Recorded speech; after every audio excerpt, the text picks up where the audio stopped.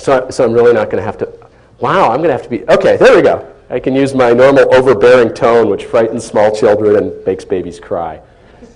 Should I, see it? I'm not used to being filmed. Are we still good to go? Should I go back? Okay. Okay, I got stuff. Get stuff coming out my ears. I got 2 Mac Pluses waiting to be turned into fish tanks. I shouldn't admit that, should I? Yeah. So, yeah, I had kids. And I don't know if you've noticed this about kids, but they take a little bit of room. But they move around and they start getting all the interesting stuff in the house. They find the lock picks and they shove them in their nose, and they find the sharp knives and they cut off fingertips. And pretty soon your wife is standing there going, this crap needs to go somewhere. Oh, I already got a couple of cars in there, and I ran out of space. And then they start getting these big plastic toys. They go everywhere. And then you got grandparents. It's like, oh, the other grandparents bought Timmy a little car? Well, we'll buy him a 2-seater. Thanks, Ma. So I needed space, desperately. So, okay, who am I? I said my name. My name's Jeremy Anderson. It's in the little book. I had to write my own bio. It's weird. I always thought somebody else would write those for you. I should have had more glowing praise for myself. Men want to be him, women want to be with him. But I didn't. My background is actually as a Unix guy. My first job out of college, I stumbled into it because they were programming these systems. The guy said, these run on Unix. And I said, I know Unix, or I've worked with Unix, but I'm no guru. And it was a loud room. He never heard the word no. So his next question for me was, well, what kind of Unix are you using these days? So I answered with what I thought would be a reasonable reply to that. I don't know, I haven't checked. And he looked at me and he thought, wow, this guy's either completely full of crap or he's the smartest guy I've ever seen. Well, he was right with the first one, but he hired me anyway. So I got started working with Unix systems where you can kind of get along, being somebody like me. I work with kind of everything. There's very few things I'm not willing to tackle, which means I know how to do a little bit about a lot of things. So it's very possible, if you guys have done construction, I'm going to say how to do something wrong. I might do that. But I'll tell you what, it hasn't fallen down yet. Come back to me in 50 years, and we'll get the final review. But I tell you what actually has also happened. I'm a teacher now. After a whole bunch of years in industry, I got tired of sitting in meetings where MBAs said really clever things like, for PCI compliance, we're requiring 8-letter passwords for all users. They must have 2 uppercase, 2 lowercase, 2 numeric, and 2 special characters, none of which may be adjacent. Okay, well, first of all, some of the 8 characters have to be adjacent.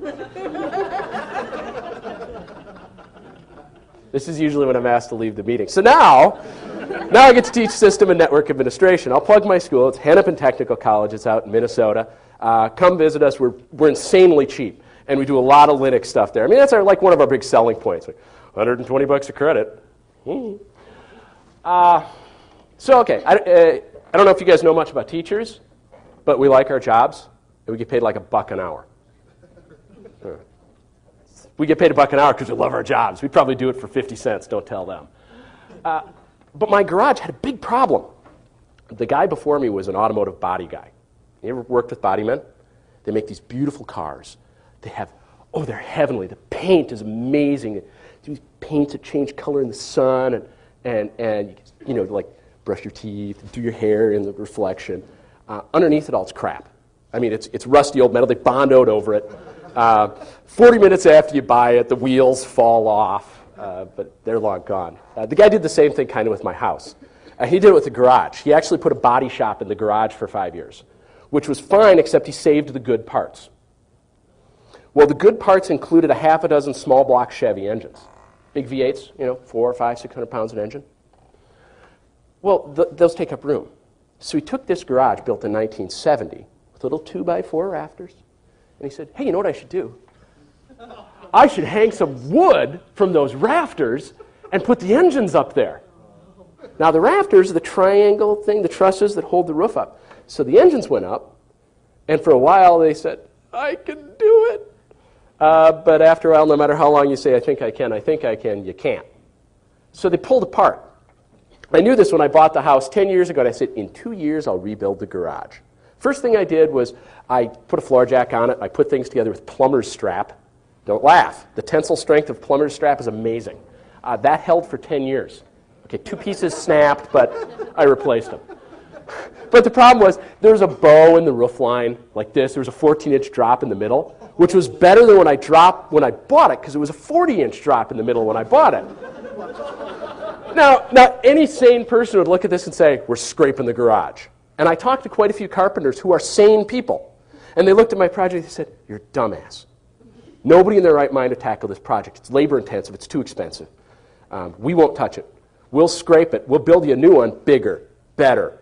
It'll make the little $6 million man sound when the door opens. I said, wow, neat. What's this going to cost? We should be able to keep it under $35,000. $35,000? That's a third of what I paid for my house. I said, really, 35? Said, well, unless you want it insulated, then we'll do it for 42. Okay, hey, I'm going to take a big old pass on that. And I started adding up parts myself. I can read. Turns out it's a useful skill.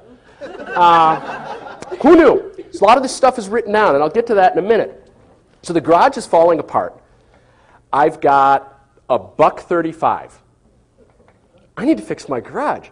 I got motorcycles, I got cars, I really want to put a welder in. So structural compromise, big structural compromise. And then, so I started playing around, and you look at the Menards flyer. And first thing, rule of thumb is you look at the Menards or the Home Depot flyer, double it. It's just going to cost you twice what you think it will. And I'm looking at these trusses, and I'm looking at construction, and thinking, you know what I could do? I could put a second story on. Hey, the roof is screwed, but the ground is great. The guy who put the body shop in, he insulated the walls. He put in half-inch drywall. Then he put chipboard over it so that you could run a nail or a screw anywhere. He put a household furnace in. So when it's 20 below in January, I walk in, I close my garage door, which still isn't insulated. I got single-pane windows in this thing. You can feel the wind moving through. I turn the furnace on to high, and in 30 minutes, it's 90 degrees inside.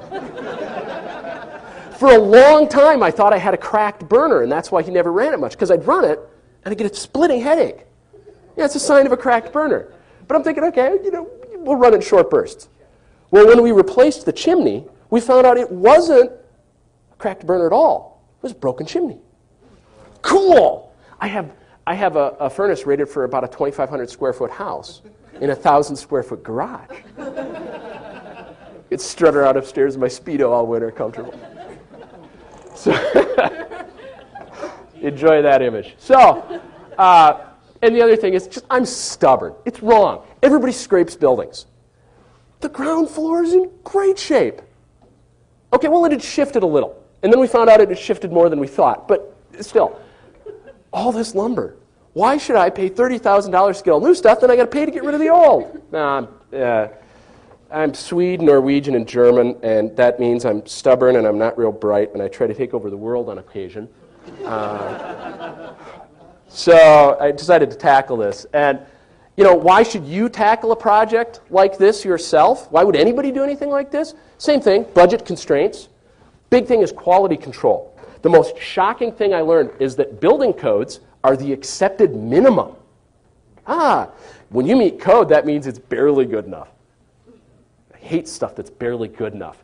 I wanted something that somebody could back into with a truck and it would shrug it off. I mean, it won't. I can't build that well. But that was certainly the plan. And, you start running the numbers and you're like, well, for only $100 more, I can withstand a 7-foot snow load instead of a 2-foot snow load. So I'm ready for the coming ice age. And I'll tell you what, I watched the two guys, my neighbor up the alley had a new garage built. And they were starting work right as I was getting lumber delivered. And watching these two guys work, I knew, I can do at least that well. They were actually, it turns out they were a lot better than I thought. But I did do at least that well. It just took me longer. Willful over-engineering. I have I have 13 inches of insulation in the garage of my roof, the roof of my garage, which means when I park a car in the winter, it's not fully insulated, but it's already to the point when it's 40 degrees outside without running the furnace. If my wife brings the warm car in and I'm working upstairs, in about a half an hour, it's about 70 upstairs. Which sucks because I'm insulating, fiberglass. So you itch. You take your shirt off, you itch. I have a mouse here somewhere. There we go. Can you see my 800 by 480 constraints? Yeah. So why doesn't everybody build their own stuff?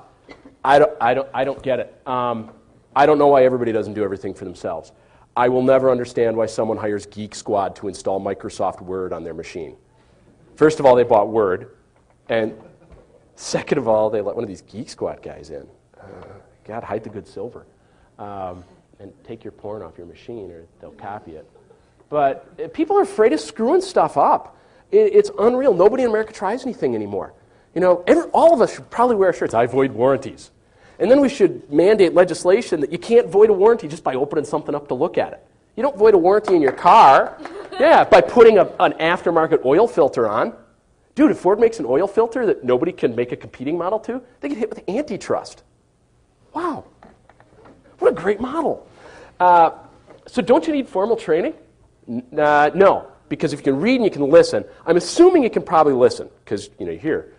Maybe you can read, because some of you are looking at the screen. If you can't read, I understand there are resources out there. Supposedly, in theory, we have them at the school for the basis from some of my students. I'm not sure. But I tell you what, there are a whole bunch of carpentry books out there. They kick ass. They're the best things ever. I've read tons of documentation that sucks. You're like, I feel dumber now than I did before. Carpentry stuff isn't that way. They use little words in short, clear sentences. And they never say things like, perform the spatial transformation on the piece of engineered lumber. Take board A, hold it up to board B like this. And then there's a picture. So cool. I was looking at these books. This is incredible. There's actually, if you want to know cars, there's a military manual called The Principles of Automotive Engines, which you can get for a couple of bucks if you find one at a garage sale. It's the same thing. It's the techniques of how engines work, but pounded into a sleep-deprived guy who's just out of basic. So, and I tell you, I have 2 little kids. You have sleep deprivation, it screws you up. I've never slept so much as I have here. So carpentry books rule. Lots of pictures, and there's tons of them. And they all cover a lot of the same things. Neat. And the other neat thing about carpentry is it has changed very little in the last, 2,000 years. My dad's favorite quote, and I think I have it on here somewhere, is that a carpenter from the time of Christ, I don't know if you believe in the guy or not, but that's about 2,000 years ago, could walk onto a job site today, take a look at the air compressor, look at the nail gun, go bang, bang, bang, hey, cool, and go right to work. What other field do we have that can do that, I'm talking to computer operators who walk into a modern machine room. They've been out of work 10 years. Like, holy crap, where'd all the reel-to-reels go? Helpless. So it's really, really standardized. So one of the other things, if you can listen, you can go to a small lumber yard. And these small lumber yards, they want to sell you stuff. So you got to take it with a little grain of salt. Holy crap. Little grain of salt. In that they might want to sell you more, but for the most part, they're really honest, and they'll look at your plans and they'll tell you if you're being a dumbass. I know, they told me that regularly. What are you going to put up there, a tank? They kept saying. Maybe.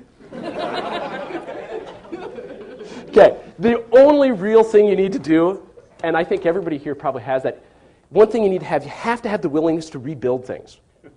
You're going to get to a point where you've got something that's elegant, think, oh, it's so cool. And then I've got this piece.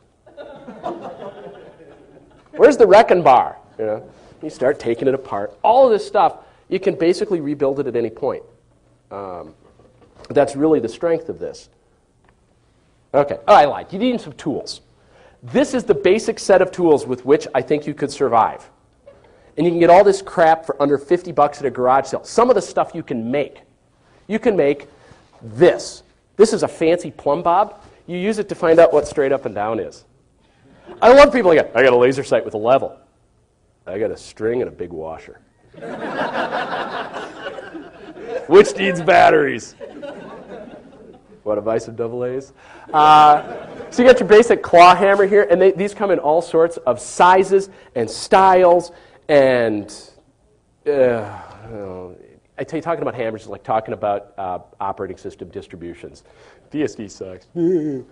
Guys are like, oh, you got the straight claw on the hammer. It doesn't matter. Pick one that you find cheap. I made the mistake. I picked a giant hammer, figuring bigger hammer hardware. I picked a 28-ounce framer.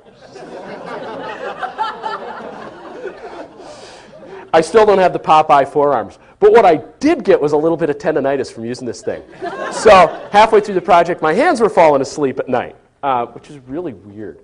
You can't feel anything.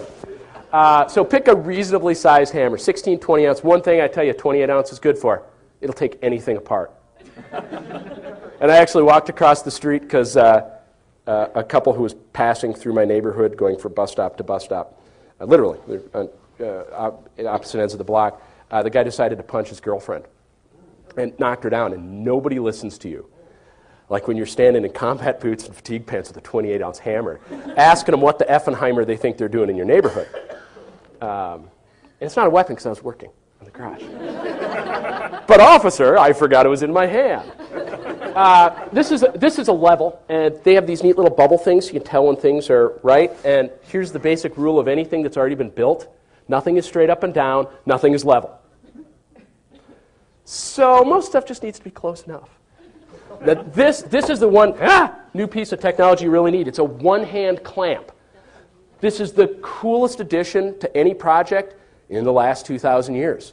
Because otherwise you had to get one idiot to hold it, and you'd run down the little handles and clamp things together. Now this, ratchet it shut, and it holds. So you can use it to hold chunks of lumber together while you run nails or screws in. Wow, this really got pixelated. Maybe I made it a little small. This is a sawhorse. You put stuff on it to cut. Ideally, they come in pairs. This is my favorite kind because it's made out of scrap lumber. And when you're cutting things, this is wood. So you don't have to be careful of your saw blade. You set it so it just barely touches the top. You got your hand saw. This is the first tool I would replace at all these. You can get a circular saw. It's on the next slide. A chisel, because sometimes you can't saw stuff. You got to just knock a little piece off to make them fit. I made so much use of this, I would never have believed it. The hammer and the chisel were the two things in my tool belt that I absolutely couldn't live without. I don't even have a tape measure on here because it turns out if you're really hard up on money, you take a piece of string and a magic marker and you mark the space off. String, and you can wrap it around your wrist when you're done with it. You use it as a plumb bob. Combination tool. Wow, Leatherman should make one of those.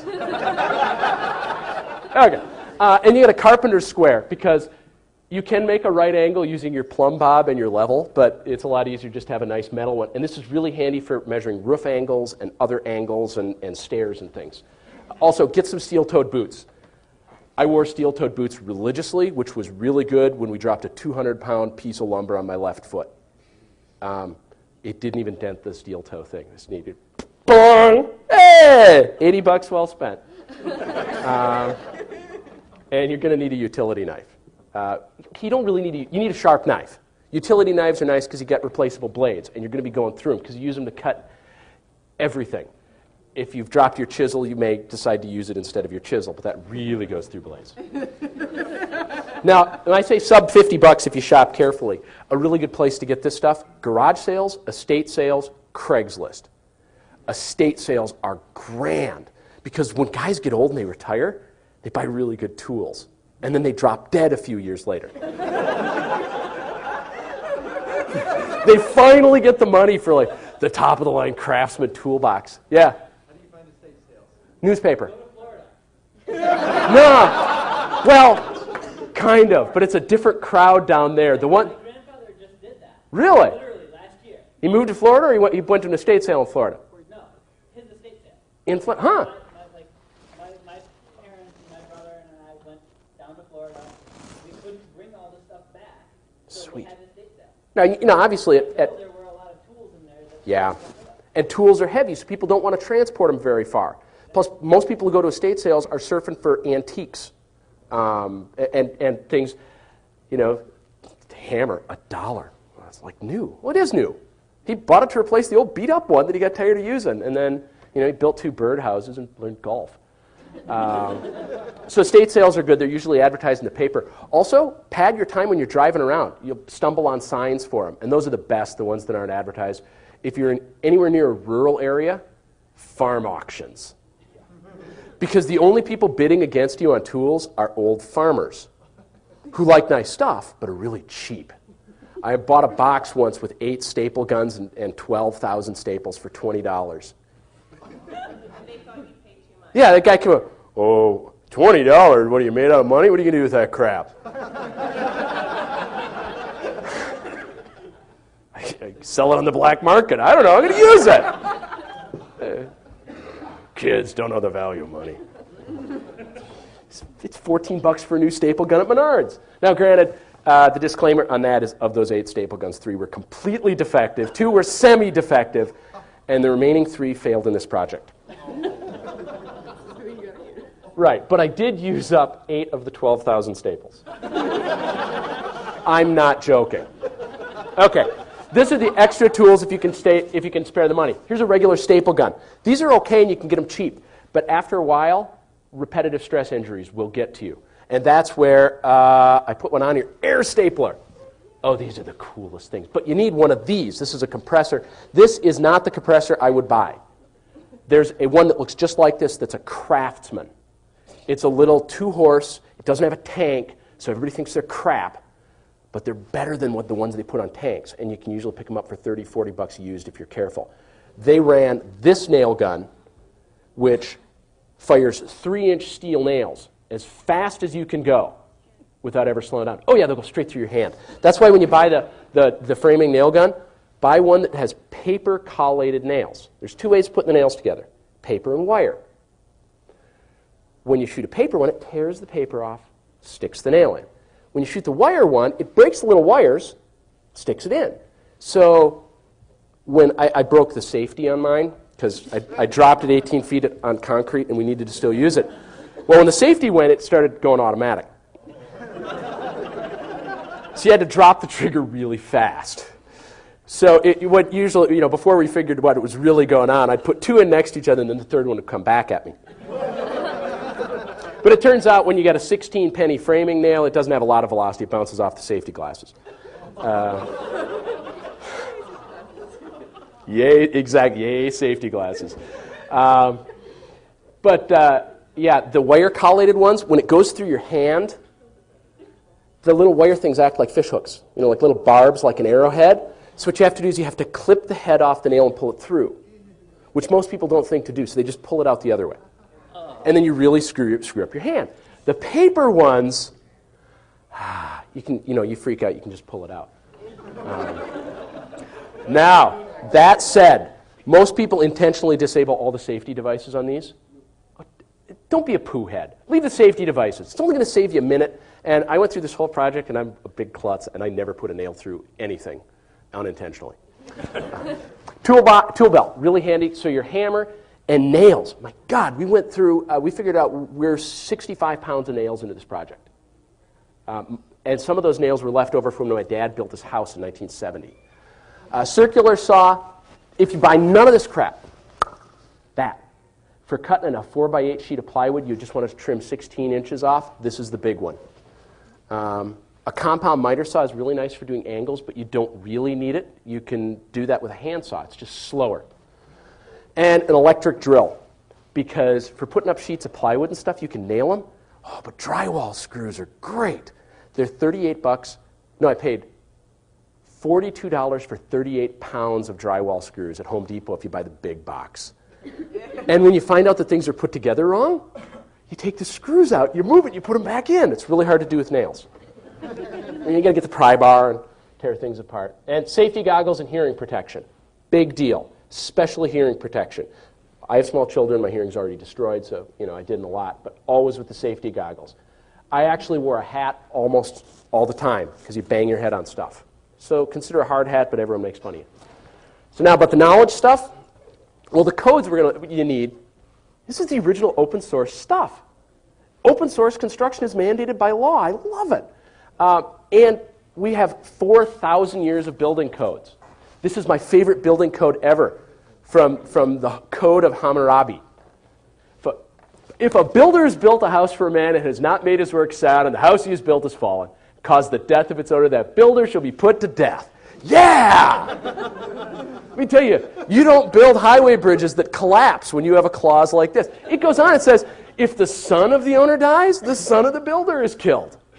Okay, then it goes south because it says if the slave of the owner dies, you got to replace the slave. But different times, different people. Now, how would Vista be different? How would almost all our software be different if we had similar clauses? Yeah. Cool. My perfect world is a very scary place. Darth Vader has statues everywhere. So, okay, now this code stuff, it's in books, it's documented, a lot of it is online, and it's enforced by your local building inspectors, who vary in skills and intelligence. There are some extremely good building inspectors out there. There really are. I worked with some incredibly good guys in my residential construction project. All of them were retired builders. All of them were building inspectors because bad injuries had taken them out of building. That isn't true everywhere. But I tell you what, one of the guys I worked with was the nicest guy in the world. And I mentioned it to a neighbor who's working on a project. And he said, that F-wit? I can't stand that guy. I thought, well, that's funny. Because when I went to him with my plans, I showed him my plans, I said, what do you think? Do you think it's good enough? He looked at me and said, no. Oh, how do I fix it? And he had some suggestions. Well, it turns out my neighbor, when he went to him, said, you know, I pay your money. I pay your wages. You're just some civil servant. You don't know anything. Rubber stamp my plan so I can get these built. How's that going to work? In a software code review. Mulligan. So my plans, and the plans were kind of trippy because you have to show a lot of detail. But the good news about that is you have to show almost all the important stuff in the written plans before you go, so they can catch problems before your 250 2x4s into the project. And you realize, oh, I forgot a roof. They catch that right away, and they caught some structural issues. I actually had to do 3 revisions because my original plans called for something that doesn't exist anymore. 18-foot-long 2x6 boards. Good luck getting them. All the good lumber that long doesn't exist anymore. Okay, fine, you can get it. But it's going to take a firstborn child and 2 virgins and like 20 shekels of gold. I mean, you're going to pay everything for this. So I couldn't afford that. And most of the lumber yards I talked to just laughed me out of there. Your only choice is a thing called engineered lumber, which is itty-bitty pieces of wood with lots of glue and math. Turns out that math makes it better than real wood. Love math. So it took me 3 revisions. It took me 3 weeks. And I was a bonehead because I used software to draw my plans. I used software to come up with, there we go, to come up with this plan. I borrowed software from an architect friend of mine. Well, I went over to his house because we couldn't figure out how to copy it. Believe me, it was just a bear. And I made these whole plans. Turns out I spent, probably 60 hours working on this plan. What I needed was lined notebook paper, a pencil, and a ruler. That's it. Who'd have thunk? In fact, there was a guy getting his building plans back, his permit approved, and it was pages with rough edges torn out of one of his kids' notebooks for his school. With a little note from the inspector, nice plans. Cool. So now, Minimum said some things. One of the things I got caught up with this garage is I wanted a big garage. But my town is undergoing gentrification. So I was not allowed to build the 7-story skyscraper that I wanted. Indoor firing range, bowling alley, panic room. No. Maximum height for a garage in my town is 24 feet. Maximum height for the sidewall is 9 feet. And if you're over 13 feet in height, you got to stand on one leg and hop around in a circle. Then you have to make sure that the roof line, this angle here, is exactly the same as your house, and the roofing material has to be exactly the same. I wanted to build a steel roof. Steel roofs are cool. They last 50 years. Nope, not unless I put one on my house first, and they wouldn't approve that. So it's asphalt shingles. Plus, They had some things, they got minimum in my town is actually an 18-inch snow load. The roof has to be able to hold its own weight and 18 inches of snow. That's some weight. So I think it's actually good. I said 7 feet before. I think we figured out from the math that it's like 5 feet. We really over-engineered it because I couldn't get the 2x6s, so I got 12-inch I-joists. Now, the plan for that is 12 inches. It's 12 inches of insulation. I've got about R35 in there. It's better than any of the houses have around. Crap hits the fan, I could live in my garage. Plus, I put some skylights in for ventilation, because it's going to get warm up there in the summer. And this is the coup de grace. I love this thing. This picture window, it's actually 8 feet long and 4 feet, 42 inches this way. It's a patio door. My dad got a patio door from his brother's rental property in it was 1982, I think, salvaged it. And part of it had failed. But this part was fine. So he put it in the barn and kept it. He's put it up on blocks so nothing bad happened. It's 2 5/8-inch panes of thermal glass. Theoretically, there's argon between them. After 20 years, there isn't. Anyway, it's a 100-pound window. But it's so cool. It looks really creepy when you drive up at night and you still see the ladder right behind the glass. And one of the other things I had to comply with is I could have no windows facing any neighbor's property because I might peep on them. Now, if you've met my neighbors, you know this won't happen. So this side can't have a wall. You can just barely see the stairway coming up there. I can't have a window over there, but I can have skylights because you'd need a ladder to look out them at the neighbor's house. And this actually faces my driveway. So, and one of the reasons that I took this approach, keep the building and keep all the electrical, because the electrical is a fire hazard and it's terrible, but electrical code is really nasty in my town. And I know that if they look at it, they'll fail it. So I'm not touching it because it's existing. If it's existing, it's fine. If I blink at it, I got to put new safe stuff in. That'll come this summer.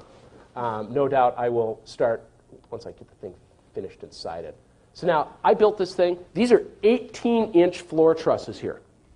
I put them on 24-inch centers. I really only need to do, I think, 36-inch centers, meaning 3 feet between each one to do the maximum load. I'm good for a load of 90 pounds per square foot on the upstairs.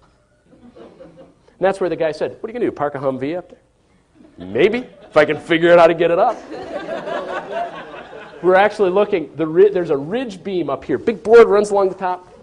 And, crap, I'm going to run out of time.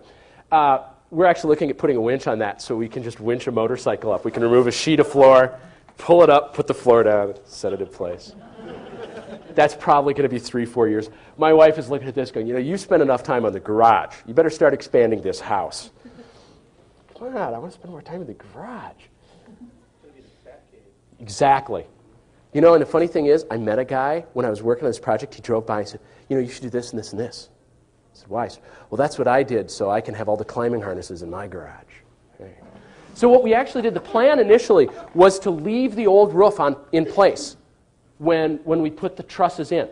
So we'd remove some roof boards, slide a truss in so we never had to take the ceiling because that's the only place the electrical was. So if I took the ceiling out, that meant I touched the electrical.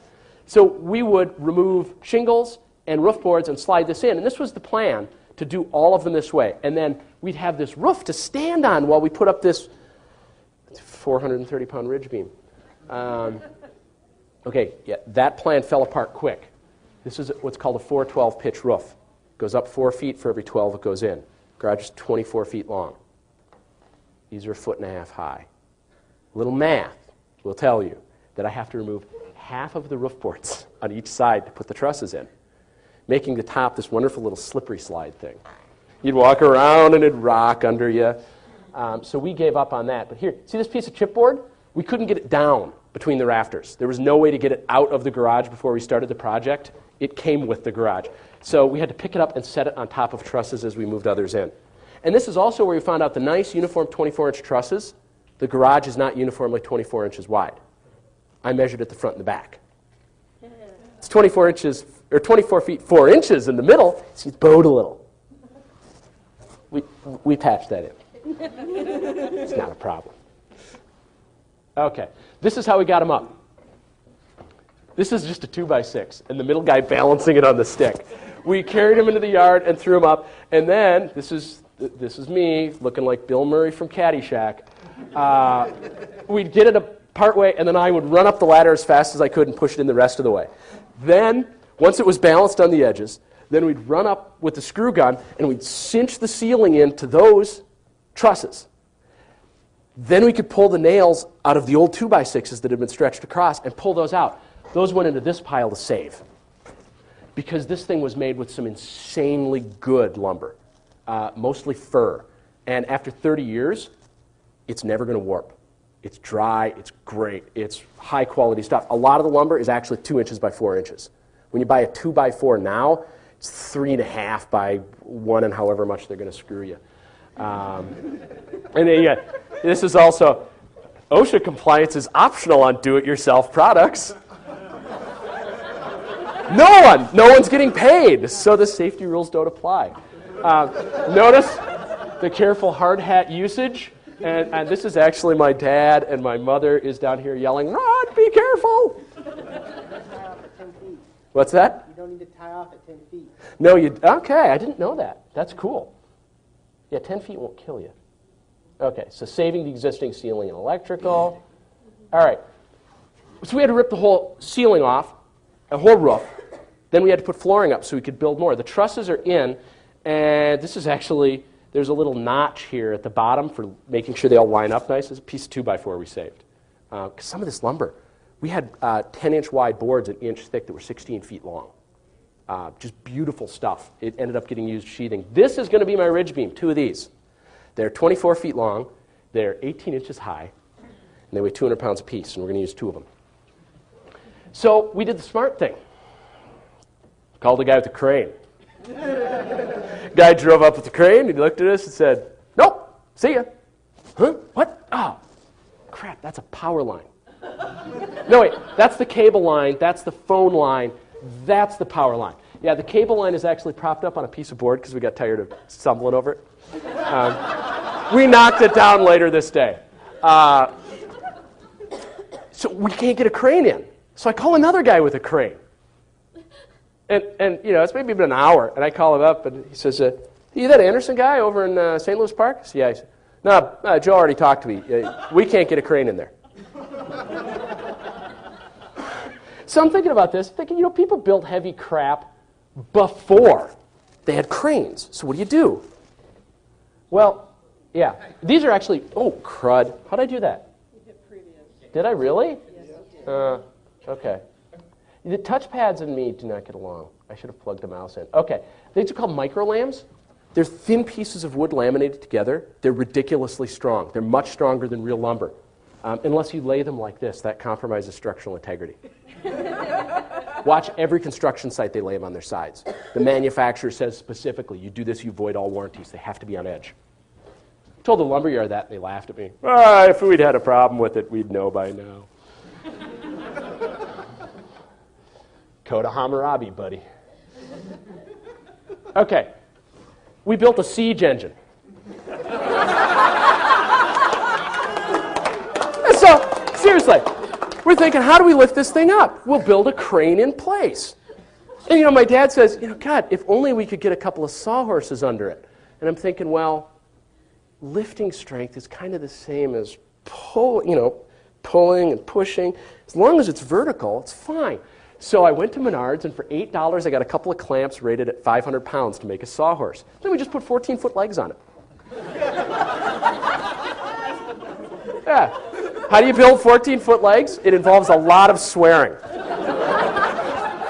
Because you've got 5-foot pieces of 2x4 up here, and then you've got 9-foot pieces, 9.5-foot pieces of 2x6, and you stick them together with a nail gun, which involves one guy kind of holding them together while you're both wobbling around at the top of the ladders going dunk, dunk, dunk, dunk.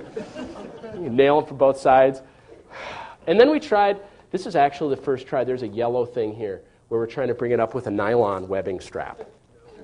They stretch a lot. I mean, a really lot. Like you crank on it for an hour and it moves up an inch, and it's sitting there twitching like a can of beer that's been in a paint mixer. So we aborted that. It cost us $20 to rent a cable come-along, which is a metal ratcheting device, runs up a steel cable. And we pulled them up. And now here's the bad thing. This is my little framework that goes around that front window. That was neat. And our posts. These are 10 feet up. 2 little posts, 400 pounds of weight. Where could the problem possibly be? Everything's inherently stable. Just ask a unicycle rider. So, we built this thing. We got it up. And no sooner do we get it up and nailed it in place than we get like a half-mile-an-hour breeze. And this thing is doing this samba up here. I went, wow, those posts are 3 2x4s bonded together. Really strong. Up and down. So that means you got to scramble and get I-joists in. And that was a 3-man job. I leaned a lot on my dad. Can't keep him from climbing on things. He's like, 400 pounds, unstable, let me sit on it. I blame my kids for giving me gray hair, but it's my dad. And this is where the framing gun really came in, because it's 16 nails per bracket. Good luck doing it with a hammer. While this guy, who's insanely strong, he was tossing these 100-pound I-joists around. I swear he juggled them. It's 5'5", it's easy for him. But while he's holding them, you go whack, whack, whack, whack, whack, whack, put all these nails in. It got much more stable as we went on. It really did. I mean, you start getting a half a dozen of these things up, and then we started sheathing. Now, am I out of time now? No, I have 10 minutes. Cool. This is the decking for the roofing. And here you can see we've got all of them up. And this is really pretty stable. The ridge beam isn't moving around at all, side to side, but it's still doing front to back a little bit. Because the modern roof design doesn't have a lot of rigidity until it's done. It's like building something out of Legos. Once all the pieces are in, cool! Until then, my 4-year-old screamed, it fell apart. So this stuff, once we got the first row of plywood up, man, that really tightened things up. This is what I walked on. These were the pieces of lumber we didn't have another use for. Now, my piece of advice on these is to nail them down completely. No matter how hard it is to get them up after. Because, I had 3-inch nails, it's a 2-inch board. I'm thinking a 1/2-inch hold, and then I still got a little head to pull them up again, right? Yeah, right about I would say 20 minutes after this picture is taken. I went up to check the little opening we have for a ridge vent, so we can flow air from here to here. Helps cold air run along the roof so that the snow doesn't melt on it. I was up here, and this one, I guess I hadn't run the nails in quite far enough because it went ping and fired down in the lawn, which Mr. Gravity and St. Darwin say, down you go. So my foot caught on this one, and it went ping, and I stuck my hand over here to where the hole had been. But that's now covered by a skylight. So my hand slides off the skylight, and I'm flat, and I'm thinking, all right, I got another one. And I hear, ka-ping, off that one. Hey, neat. And from below, I hear my wife say, stop throwing lumber, the kids are down here. And I'm going flat, and I'm on my tool belt. Okay, I'm thinking, it's only a 9-foot drop. This one held. I took every single one of those things off before that. Now, this is the point at which I hired a guy. Okay, I hired 2 guys. Because I had the shingles and everything else, after I popped those stands out, yeah, I'm not going up there again. Changed pants and everything. $800, took 2 guys, 5 hours. 5 hours to roof the whole thing. They did everything proper, code compliant. It was beautiful. I was upstairs working in here. There's no wall here. This is just open. I was up there working, and it was like being shot at because they had air nailers. And they would fire in short 3-round bursts because it's 3 nails per shingle. So bang! And I knew I was getting a little close to the edge, and one goes ping right here under the roof. I think I'll step over here. 1.5 or 1.25 roofing nails, 1/2-inch decking. Captain Science says that's at least a ½ inch to stick through, which isn't enough to kill you, just enough to make you bleed. Scared the crap out of you. All right, now this is the inside view looking at the south. I have a 10-foot ceiling in my garage. I only have an 8-foot in my house. And there's no obstructions because these are so blame strong. Here's the framework for the skylight, and these are the roof boards I saved off of the original roof. We cut them down and threw them in. Made it really, really strong. That got so rigid. These 2x4s are all the old rafters. So there is no new lumber in that wall. Oh, wait, yeah, there is this piece of lumber. I got it from the neighbors. They were expanding their house. Whenever somebody's building, they got a dumpster. Ask them if you can have stuff out of the dumpster because they got to pay to get rid of it. And they throw away the best stuff in the world. They'll throw away a 2x4 or a 2x6 sheet of plywood because carpenters make a lot of money.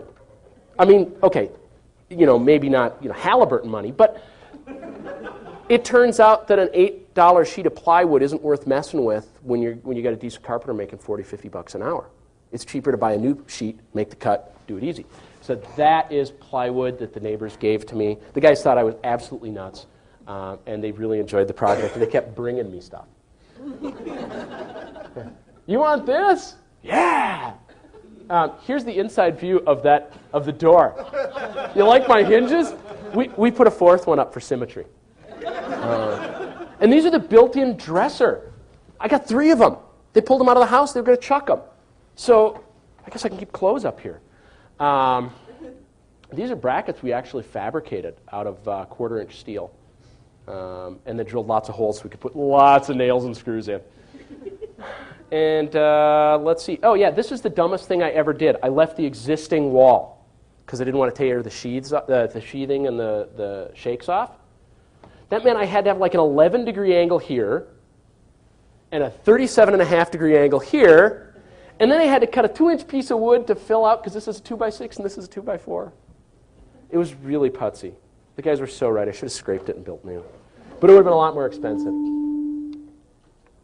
The voice from above says, feedback is good. This is also all salvage.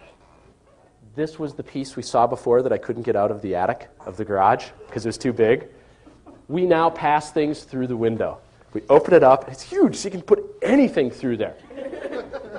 3, 4 Jimmy Hoffas. Now this goes on the outside of your sheathing. It's required by a code everywhere. It's an air infiltration barrier to keep cold air from sliding through. I don't know what good it necessarily does. Air doesn't really go through wood either. But the one thing that it does give you is Tyvek is really flammable. So buy fire insurance. So there's my cedar shakes, and holy crap, are cedar shakes expensive. They'll last you 100 years. Last you 150 years if you take care of them. Hey, where'd that go? I'm missing a picture. Damn it. All right. So we want slide 20. Before I started this, I was originally planning to do this off my webpage. And apparently I didn't. There we go. This is the cool thing. The neighbors bought fiber cement siding. So I got to take all of the siding off their garage and their house for free. At least $4,000 it saved me.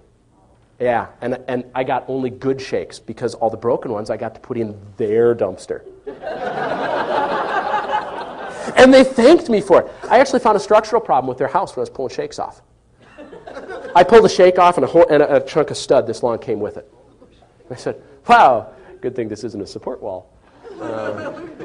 So yeah, this is actually where I'm at now, and I'll paint it this summer. Now, I'm lying because the south side actually doesn't have shakes on it yet. It just has Tyvek because it got cold. And when it gets cold, who wants to be hanging off the 28-foot ladder you borrowed from your neighbor? There we go. Now, that cold roof thing, and I'll be done, I swear, in 3 minutes, needs air chutes. They're $1.25 for a 4-foot length at Menards. $1.25, it's a lot of money. I got these chunks of styrofoam insulation free from the dumpster, cut them into place, and stuck them up with screws and glue where I had. I made my own chutes. That was the building inspector's suggestion. It's like, you could use that insulation. Oh, love you guys. So, homebrew air chutes, which have, most of that silver stuff has an R value of like 5 or 6 by itself. It's expensive stuff. Let's see what else we got here. Here you can see I've started putting in regular insulation. Fiberglass, I like fiberglass. It lasts forever. It also gives you really itchy skin. Down here is a mixture of loose fill cellulose. It's basically newspaper treated with stuff so bugs and things don't eat it and it doesn't rot. And styrofoam packing peanuts. Because all you need with insulation is something to keep air from moving easily. Hey, styrofoam packing peanuts, better than nothing. And they're banned soon, so you're going to have to pay to get rid of them. So this is actually, that one I needed a demonstration. Now, we built a pulley mechanism for opening the door because it was way too hard to do it by yourself. It's a good way to lose fingers. So big project in progress. There's a lot more pictures here. No actual pictures of injuries because no animals or children were harmed in the making of this project, despite my best efforts yet. Yeah, we've had a few good scares, and all the scars on my head have healed. That's why I wear a hat. I ripped it open a couple of times. But I got the presentation there. There's updates. I will put, and what do I got to do in the future? I got to put up some stairs. I just got a ladder and an opening right now, which is fine for bringing stuff up, but they won't pass my framing inspection because I put stairs on the original plans. So soon they come. I figure probably another 3 or 4 months. I probably would have been working on it this weekend, but I want to come and brag about what I did. And I've just about finished insulating. I'm about 80% done on the northeast, all of the roof and the north wall's done. South wall, I still need to get insulation for that. And that's one of the things I will say when you buy supplies, it's tempting to buy them all at once. That's a lot of stuff to trip over. Try to plan out so you do not have infinite amounts of supplies everywhere. I lost most of the use of my garage for all summer. And the one other good thing about this project, I never took my tools out of my garage. Everything stayed set up and working. We damaged nothing. My wife even parked her car in the garage most of the summer, and you do not want to scratch her car. So, I ran out of time for questions. Verbal diarrhea, I guess. But feel free to track me down and ask me any questions or abuse me and say you really are nuts after this. Yeah. Do you have a website? It's right there. Some people might be listening. Oh, good point. www.angelar.com/Jeremy. That's my website. Find out way more than you want to know about me. Go to the garage_rebuild directory. It's on the left-hand side under the projects section, which is remarkably barren. So, yeah, but it's there. You can also get to this presentation at www.angelar.com/Jeremy/NOTACON with some of these pictures. Much bigger pictures at the other site, so have a big screen. Most of them are 1024 by 768 or 1280 by 1024, and I can get you bigger if you want. Okay, I think that's all the time. We're going to try to get back on schedule here. Thank you.